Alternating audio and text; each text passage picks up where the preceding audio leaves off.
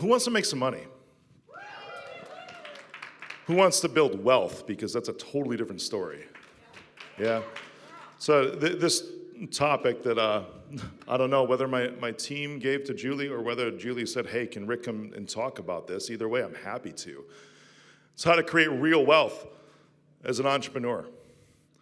And there's a couple different ways I'm going to talk to you about tonight in order to do that. Because I take a look back to when I became an entrepreneur. I always knew that I wanted to do something that was on my own, all the way back to, when was it? It was like 1998, 1999, and I was working at a small nonprofit here around Chicago called South Suburban PADS. Those of you from here, do you know it? Right? And then also for the county, for the local version of HUD, Housing and Urban Development, and we did this whole grant thing to where I coded some software with a team and brought in like $14 million worth of government money, federal government money, in order to do really cool things for homeless people. And during that time, I'm like, you know what, I still want to do something on my own. I would love to do that. But the thing I really focused on hardcore is I want something with recurring revenue. I always want something with recurring revenue. So as I started to execute on all these things, and then of course I was the first Geek Squad agent in Chicago. I didn't get to tell you guys that earlier, which was pretty crazy, right? Driving around in that Volkswagen Beetle was kind of fun. Yeah, that was, I got to see, because I was one of the test stores across the entire United States, 7 test stores for Best Buy after they acquired Geek Squad. And I got to go into some of the homes, from the Chicago Bears, like Marty Booker, right? I didn't really watch football. I watched basketball back when the Bulls were doing their thing in the 90s, right? Yes, right on. But football, I never really did. I am a Bears fan, but it's like I wasn't following. So I'm walking even to Marty Booker. I'm like, so what do you do for a living? As soon as he looks at me, he's like, what?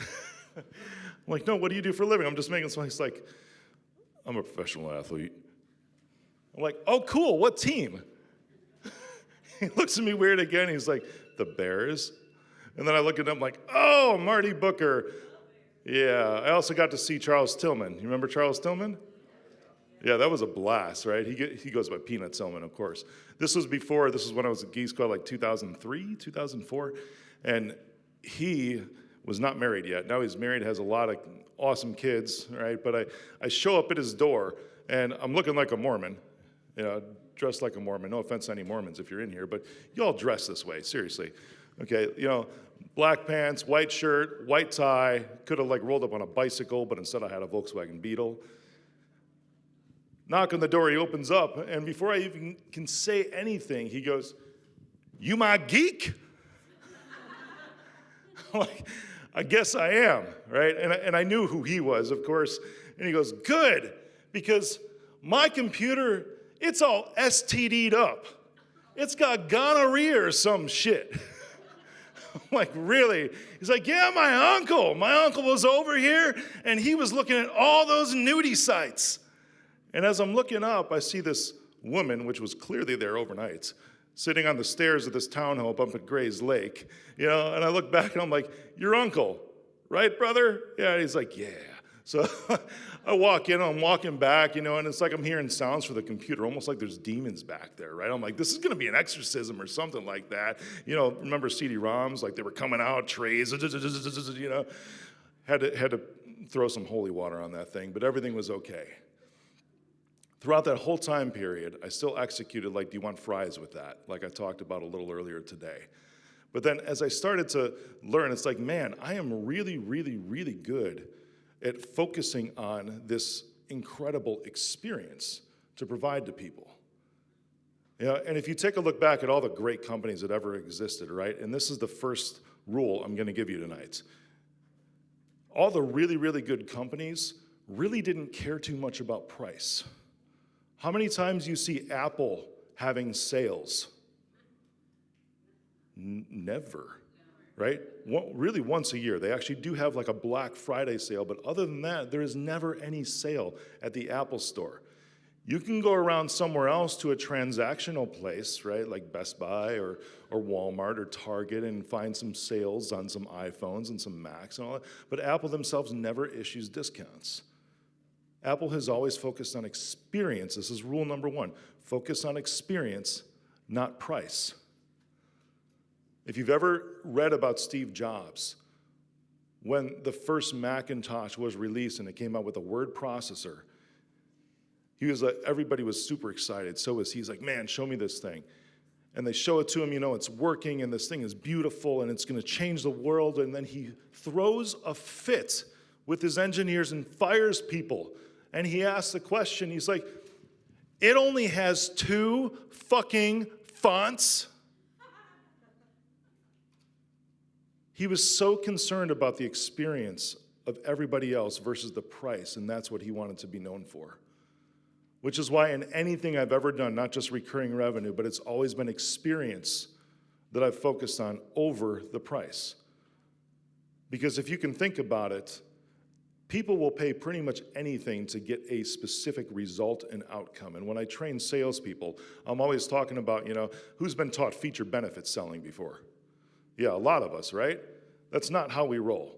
We focus on outcomes. I focus on outcomes. I'm going to sell you what this is going to look like when everything is done. And that's the experience that you're going to have. You tracking with me? Yeah. Awesome. So just like I had a fun experience with Peanut Tillman, right? I want you guys to focus on that because he didn't care what the price was. He just wanted all those demons exorcised. He wanted his computer cleaned from whatever happened to that thing, DSTD'd, and then he was happy. You ready for rule number 2? If you're struggling right now, and this isn't the rule, but I'm going to give you this first. If you're struggling right now, anybody in here ever struggled with cash flow, right? Probably everybody's hand as an entrepreneur should be going up. If not, you're lying. Even if it was way back at the beginning, right? Whatever it is, there have been times where things have been tight. There is not a single problem that I believe in business that cannot be resolved by more cash, which means more revenue. That's it. So rule number 2 is focus on generating revenue, not costs. If you're trying to scale, and this is specifically for a scale, because who wants to scale? Anybody in here want to stay exactly where you're at? You cool with that? No? Are you sure? Because I've heard this really, really weird thing that I'm just going to call bullshit on that I've heard from entrepreneurs before. It's like, I'm just afraid it's going to be too big. I'm just afraid I'll just be too successful. Come on, you can't tell me you've never heard that before. If you're in this room right now, come on now, there's a door. Okay, seriously, because this is Creative Con, and this is where we came to learn how to generate more and create more and become more. Are you with me? Say aye. When you're trying to scale, you want to focus on generating revenue, not your costs. Your cost control comes after, because then you become more efficient at things. If you're trying to scale something, has anybody in here ever done anything that you've never done before? Everything in your fucking life, right? Seriously. And I would get public company, right? Took it public 15 months ago. There's investors that love me. There's investors that hate me. There's shareholders that absolutely are with it for the long haul. There's ones that are like, I can't wait till it gets to this point so I can get out of this thing. And the ones that are saying that on both sides are like, hey, you know what? Rick's never done this before. This is why there's these problems, on the hate side. And the other ones are like, yeah, he's never done this before, but let's see where this goes because I like what he says. Isn't it just kind of common sense that you've never done something before until you've done something? Right. As long as you have the right people around you, it doesn't matter. You generate more revenue, and then at the end, you focus on the cost. So focus on generating more revenue. You should have time carved out in your day, whether it's sales or raising capital, whatever it is, focus that specific time on that single day. If you are the person, the man or the woman in your company, you are the person to go to. The buck stops with you. There needs to be dedicated time for you to focus every single day on generating revenue, not costs. You can hire a finance person for that and figure that stuff out, seriously. All right, you ready for rule number 3? There's no other rules. That's it. There are no other rules besides those 2 things in order to scale your business. Now let's talk about creating wealth out of that. You cool with that? All right. My boy Sean talked about a little bit about knowing your numbers. I do coach business owners, specifically service providers, because there's cool structures that we have. You know, the different templates and different models that can be put in place. It's awesome. But one thing that's common across the board that I tell anybody that I coach is, cool, from this day forward, what we're going to do is we're going to build your business like you're going to sell it. Like, but I'm not even thinking about that. I'm like, I don't care. I'm like, this could be a generational thing. This could be a family thing. That's awesome. Keep it around for 100 years. Let it pass down through 3 or 4 generations. That's phenomenal. But today forward, we're going to build it as if we are going to sell it. Because there's a little secret when you go into sales, and it's called multiples. And your business valuation is based off of this magical figure that's very exact, that's very sarcastic, by the way, called EBITDA. Yes, even EBITDA is negotiable. If you've ever done M&A, EBITDA is negotiable. But that bottom line number about what you're actually able to take home and attribute to a value is then multiplied by this multiple, which means this is what your business is worth. So in like the tech industry, $1 million in EBITDA, right? Maybe $5 million in revenue, $1 million in EBITDA, multiplier by about 5 to 7x. That business is worth 5 to 7. I said $1 million. Yeah, $5 to $7 million. Right? So about 1x to 1.3x revenue. You tracking with me? So when you take a hard look at it and you're talking about generating real wealth, the number you really want to focus on is that bottom line number. So after you're scaling, you continue to blow up and blow up and blow up and blow up and blow up. Even your costs don't necessarily matter when you're looking to exit, because a lot of those costs become the burden of whoever's buying you, generally speaking. There's things that you can do to take those away, but number one, the way to create wealth is to exit your business, or really build it as if you are going to exit. You tracking with me? Because the better EBITDA that you have, the better net income you have, means the better access to other types of capital, other types of cash flow, whether it's financing activities or whatever else. Investors, doesn't matter, but they're going to see the number and be like, this is a company I can get behind. Just like Kevin O'Leary got behind Sean. Number 2. You ready for number 2? Compounding interest investments. As a business owner, there's some really cool stuff that I encourage anybody to do, which is called an IUL. I do it myself. You know, of course, there's a lot of other investment strategies and all that, but this is one for me that's a compounding interest, amazing phenomenon, to where if you get to a point to where your net worth is $5 million or more, you can premium finance, meaning you don't have to pay the premiums for a policy like this. And it goes into what's called a universal life policy. Anyone ever heard of universal life? Yeah, like everybody. It's cash value life insurance. That's really what it is. But then it's got a cool tax component to it. And if you want help with this, please follow me on Instagram, DM me. I will connect you with the right people to set you up with this. But you can borrow millions of dollars because you have a net worth of $5 million or more, because your business, number one, remember, we're building it like we're going to sell it. We're increasing the valuation of your business. That way you can do things like this.